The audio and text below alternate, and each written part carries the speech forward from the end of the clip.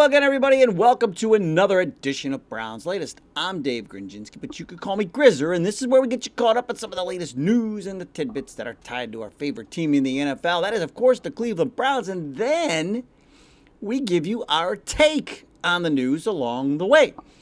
Thank you to everybody who has liked our previous episodes, to all of you who have subscribed to the channel, and those of you who get your comments down there in the viewer comment section. This show would not be possible without you. And not only is it Super Bowl Sunday, but it's also Shedeur Sanders' birthday weekend. And now, I'm sure there's one thing that he'd like to get. It'd be for the Browns to address this problem area that really hasn't been talked about so far in the offseason. Now, another thing he'd like to open, get a hand of this box, and he'd open it up, and it'd be some wide receiver help. And the good news is this. When you look back at the history of the NFL draft, if you have a top 10 pick and you use it on a wide receiver, chances are you're going to hit a home run. Also, when it comes to our future wideouts, I'm looking up, and in the viewer comments, do not hire our new defensive coordinator from within. What? All right, well, we're going to have to find out why. I can't say I necessarily agree with that, but we're going to have to find out down there in the viewer comments. But first things first, we need to address a big problem area for the Cleveland Browns that really hasn't been talked about much this entire offseason. We're talking about the special teams unit, which was among the worst in the NFL last season, and it contributed 100% to the 5-12 record that we had. And then, Kevin Stefanski's guy, Bubba Ventrone, was the one who was the special teams coordinator, and he was brutal. Somehow, the Rams think he knows what he's doing. But remember, Bubba actually complained in a press conference one time that the problem with special teams was his players are all young. So instead of coaching them up, he made excuses. So that's Bubba Ventrone. But Ventrone's off to the Rams. I don't know what the Rams see in Bubba Ventrone, but I want to show you this is what he put together last year. The Browns special teams unit, 32nd in special teams DVOA, minus 21%. 32nd in punt return DVOA, minus 9.9%. 28th in kick returns allowed. Remember the Jets game?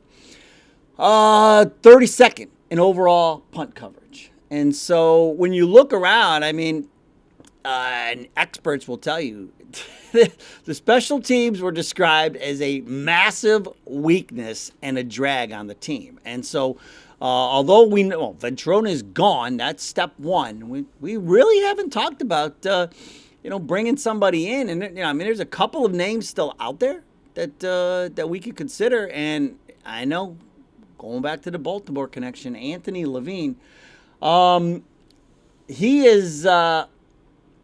He played 10 seasons in the NFL. Baltimore's assistant special teams coordinator. But the Baltimore special teams, pretty good. They ranked first in the NFL in net punting at about 45 yards a game, third in gross punting, fifth in punt return average, eighth in punt return eighth in punt return average, and ninth in kickoff return average. So pretty good numbers from Baltimore if you wanted to go that route. And then Jet Modkins, who's the Lions' assistant special teams coordinator, another name that could potentially help us address this problem area. But as much as we want to talk about the defense and getting the right defensive coordinator in here to replace Jim Schwartz, the special teams unit, man, like that cost us games, sure-handedly cost us games last year. So that is really another super important hire that we just haven't really heard much about. They took the tight ends coach and made him the wide receivers coach, but it's like, okay.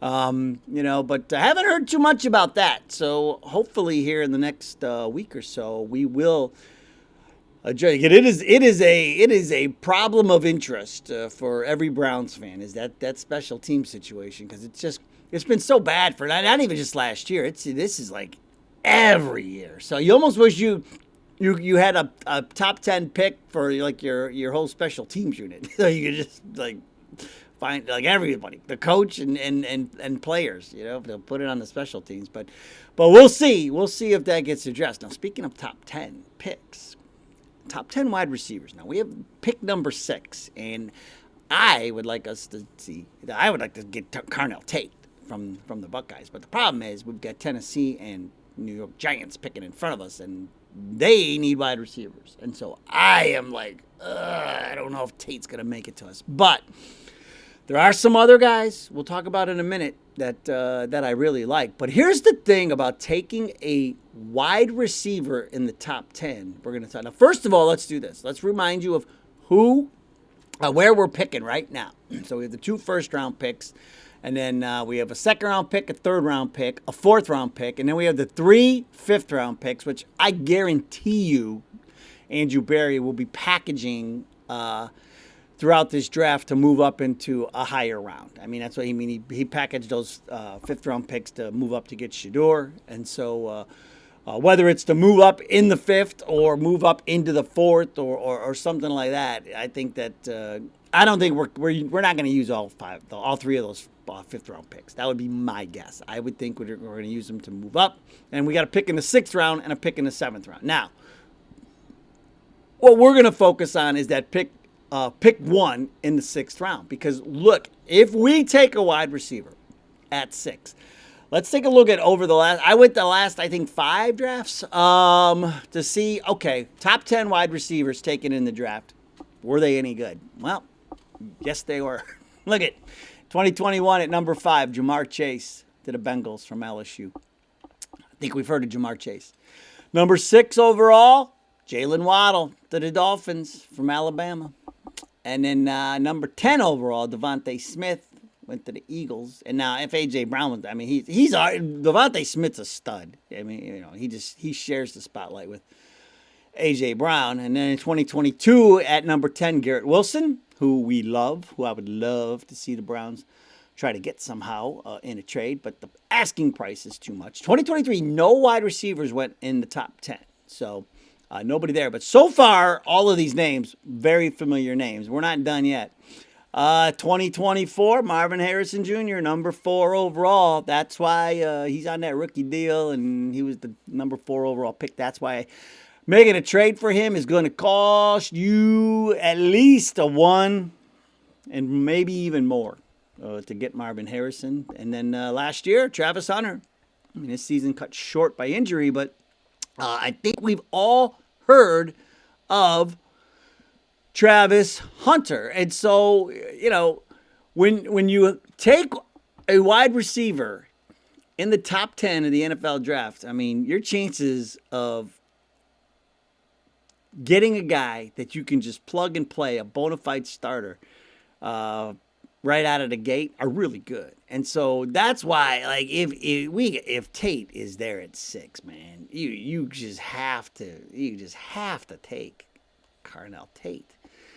But here's the thing with me and the wide receivers we do draft. There's one thing I want to make sure they are, and when we're targeting wide receivers this year, I want us to target big wide receivers. I don't want us to take guys that are under 6 foot. You got Isaiah Bond already. He's 5'11". Jerry Jeudy is 6'1", and Cedric Tillman is 6'3". Tillman's a bigger body. He's kind of the size I'm looking for. He's like 6'3", but he can't stay on the field. He's always hurt. So here are the 4 guys that, and we don't. This is not you don't have to use a first round pick on the all 4 of the guys. 2 of the guys, yeah, you're definitely gonna have to use a first round pick on. But here are the names that float to the top of my list. Of course, Carnell Tate, 6'3", 195 from Ohio State. And there's my guy Denzel Boston. These 2. So Tate will be 21 years old at the draft. They call it. This is how they describe: long frame with good wingspan. Not elite speed, they say about Carnell Tate, 4'4" to 4'5", but uses tempo and acceleration effectively. He catches everything, bottom line. Like, that's it. And then you got Boston, man.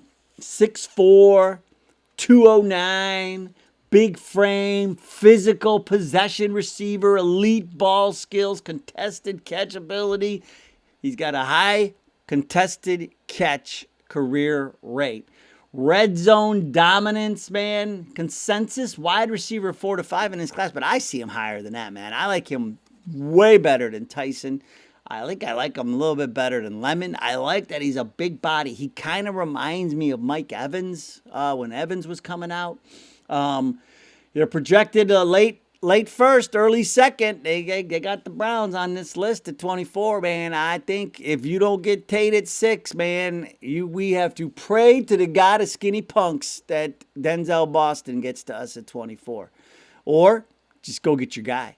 Like, you don't have to wait till 24. I mean, if Tate's gone and you want Boston, go get him at 6 to make sure you get him. I wouldn't have a problem with that. And then when you get out of the first round, though, we're not done, man. There's still a couple other names to consider. Chris Brazzell, the second from Tennessee, 6'5", 200.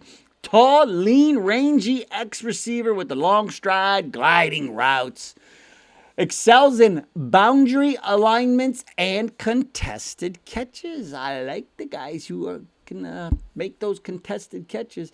Described as tall, lean, and rangy. So mid to late rounds, day 2 to 3 potential if he tests well athletically.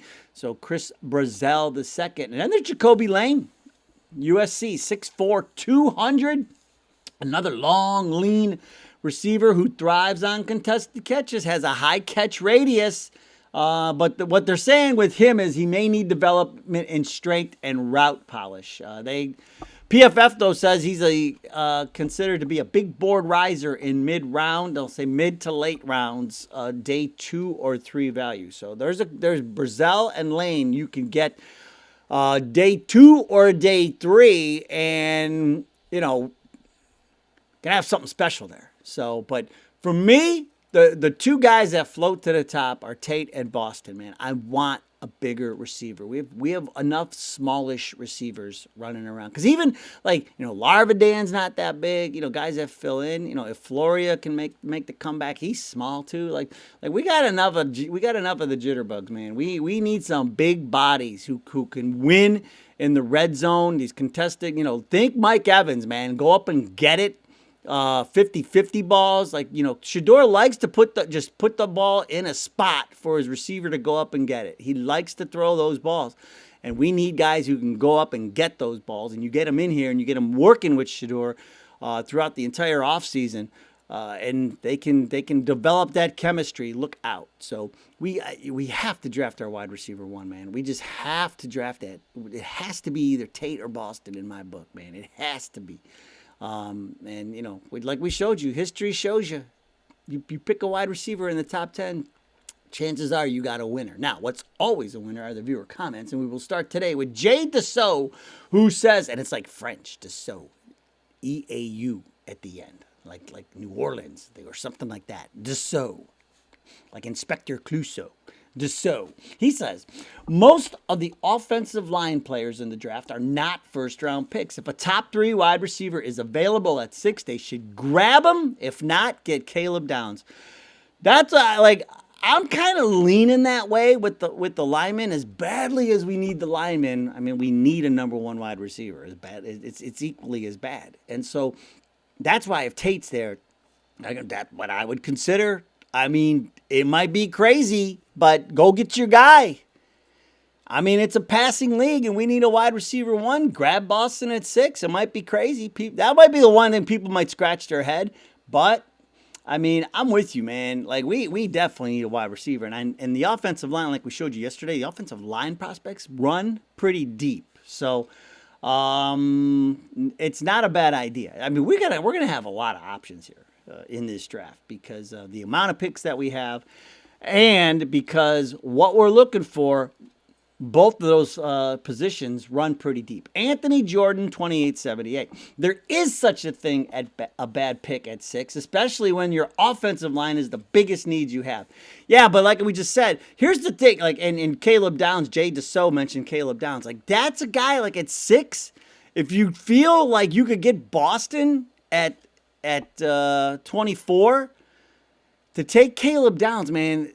I haven't found one person who doesn't say he's not a generational player. So that's it's like a can't miss prospect is Caleb Downs, and so plus he can return punts for you. So it's kind of like getting a wide receiver because it'd be nice to have somebody we could count on to return punts too. Because so then you're still solving two problems. But that's why it's I don't think there's Anthony. It's like for me, like a bad pick would be like if they took I don't know like a quarterback or something, something crazy. That's a bad pick. But if you're taking an offensive lineman, a wide receiver, or Caleb Downs at 6.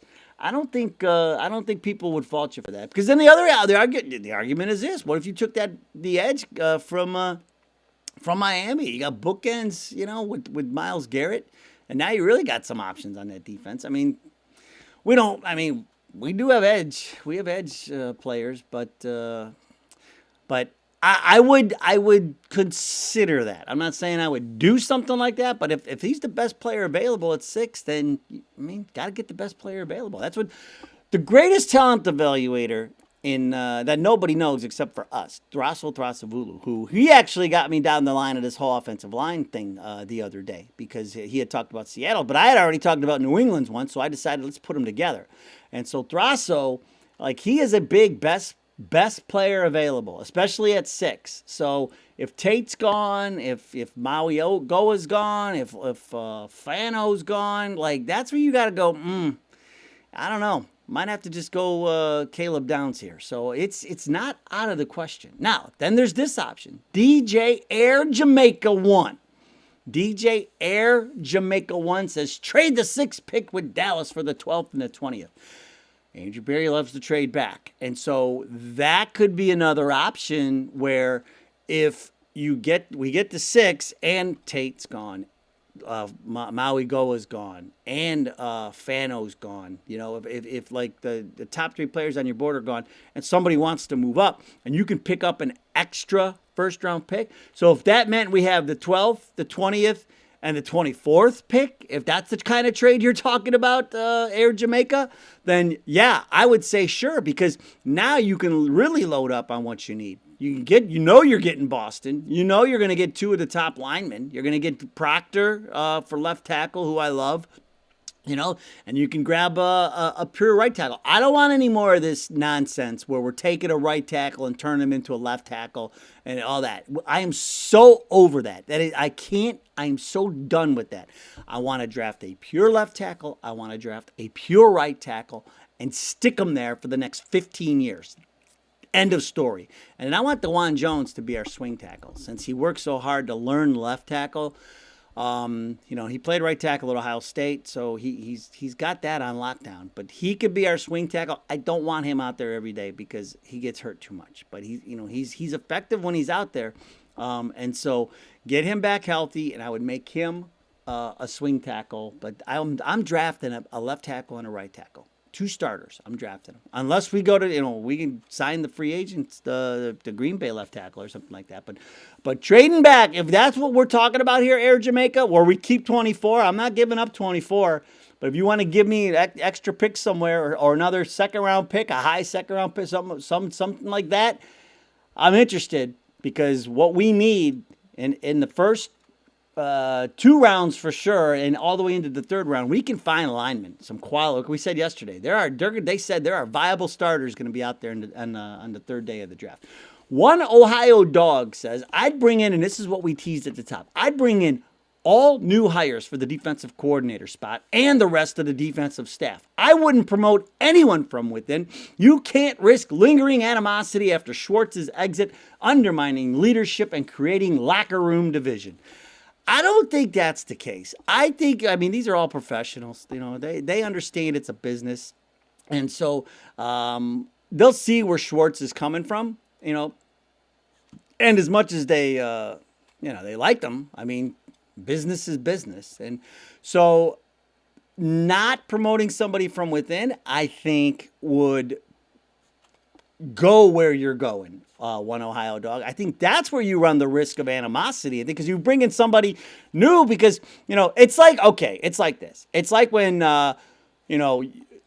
you got the kids, right? Like the grandparents, or let's say it's me. All right. Let's say my wife goes out of town and when the boys were small and, the boys Come on, hey, can you make us a grilled cheese? I don't know, whatever. Well, mom doesn't do it that way. Was it?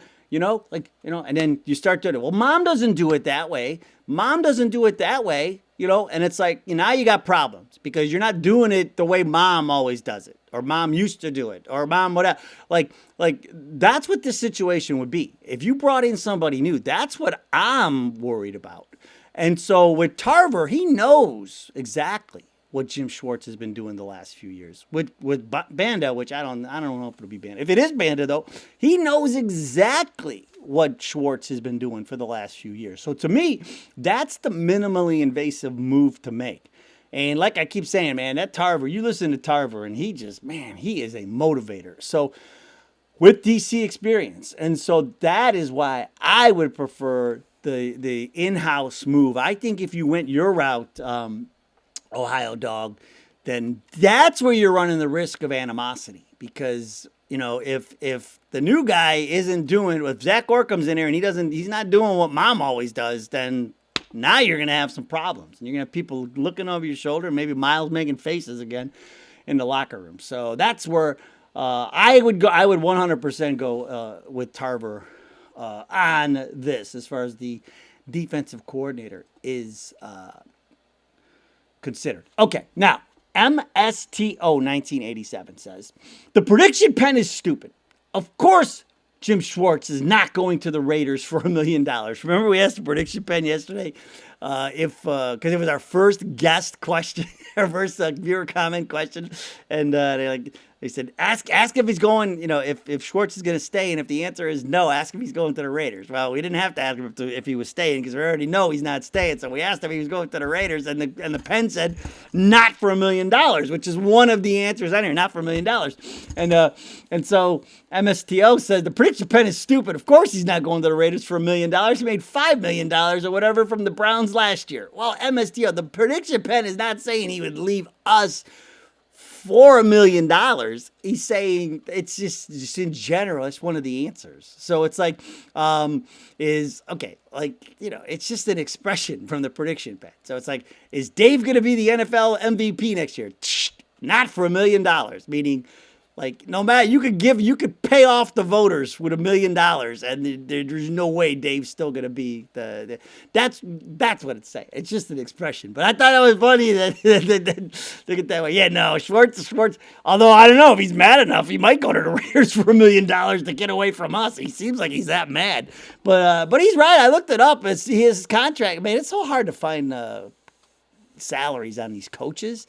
Not the head coaches, but the assistant coaches. But yeah, anywhere from like 3.5 to 5 he was making, based on what I see. And this was from a couple years ago too. So, that was funny. That made me smile. MSTO. Yo, no, you're right. That would not happen. You are right. And the prediction pen, I don't know. I don't think the prediction pen is stupid because the prediction pen, man, creepily gets a lot of these things right. It's crazy. And we will end today with Native Black American TV, speaking of the prediction pen, who says, I'm laughing my butt off with you and the prediction pen. You guys have created a classic ritual. Got an idea. Offer some Grizzer prediction pens for regular guys here. My own line. I need to do that. Anybody, we could have the Grizzer prediction pen. Somebody DM me, message me. Let's go. Let's get this idea off the ground. I like it. The Grizzer prediction pen idea. Let's go, man. Hasbro, somebody, I don't know. I love that idea.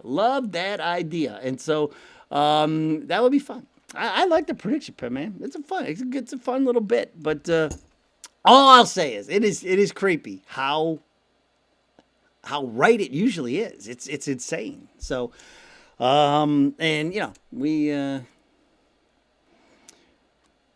we may or may not bet some of the things the prediction pen says. Maybe not. We do. Oh, yeah. So, although I should have asked if the Cavs were going to cover last night because they didn't. I had them covering, but they didn't. So, but I didn't ask. Okay. Enjoy the game today. Happy birthday weekend, Shador. I think Seattle rolls. That's my opinion. And just remember, keep watching those offensive lines, and remember, this can be us next year. Worst to first. Very attainable in the NFL, and we are in the right spot to do it with all of our picks and all of the offensive line prospects that are out there. All right, enjoy the game. Go Browns. We'll see you next time.